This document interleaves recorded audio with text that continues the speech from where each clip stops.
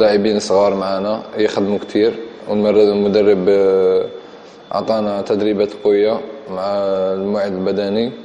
ان شاء الله العام هذا باش يكون احسن من العام اللي فات ان شاء الله، باش نكونوا محضرين بدنيين ومركزين كتير على البطولة، هي اهم حاجة العام هذا ان شاء الله. عندنا لاعيبه عندهم خبره كما كزابي، عندنا خلفان، عندنا حسن لايدوس ان شاء الله. معاهم ناخذوا خبره كبيره ان شاء الله، نكون احسن ان شاء الله على العام اللي فات ان شاء الله. الاهداف تاعنا ان شاء الله العام هذا هي اول حاجه البطوله ان شاء الله. العام اللي فات خرجنا بدون لقب، ونتاسف على الجمهور السد. ان شاء الله العام هذا يكون احسن. هدفنا البطوله وكاس الامير ان شاء الله، وكاس اسيا ان شاء الله.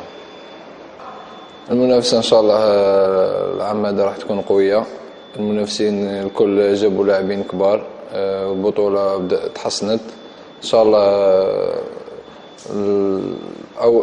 اول مباريات تاعنا تكون بفوز باش نبداو البطوله بمعنويات كبيره ان شاء الله.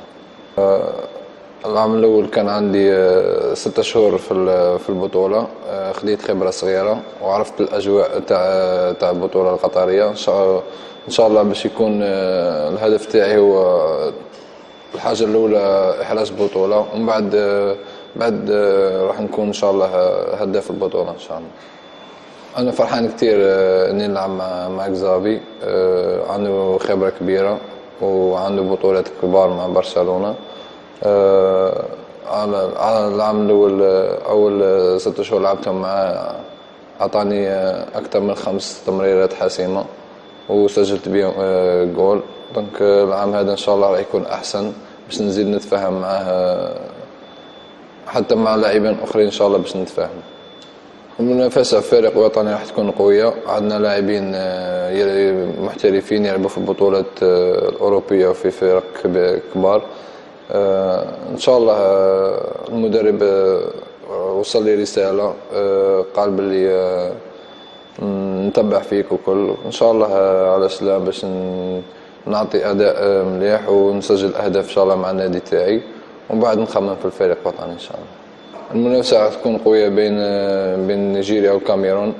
احنا ما ننساوش عندنا فريق قوي ولاعبين كبار، ان شاء الله نخليهم هما يخافوا منا، واول حاجه لازم نترشحوا لكاس العالم المره الثالثه على التوالي ان شاء الله. العاب اولمبيه كانت كتير قويه، وكانت منافسه شرسه بين الفرق اللي لعبنا معاهم. لا غالب ما كانش عندنا حظ، لعبنا كتير مليح، والجمهور الجزائري كان راضي على الاداء تاعنا. كانت عندنا اخطاء دفاعيه وحارس مرمى ما كانش مركز مليح، خاصة في المباراة الأولى. نعتذر على الجمهور الجزائري، إن شاء الله قبل إن شاء الله نفرحوا إن شاء الله. جمهور السد معروف بحبه للنادي كتير، ويعرف كرة، وجمهور نظيف، وإن شاء الله يستاهل كل خير. إن شاء الله العام هذا راح نكونوا جاهزين، إن شاء الله جمهور السد نفرحوه ونجيبوا له البطولات إن شاء الله.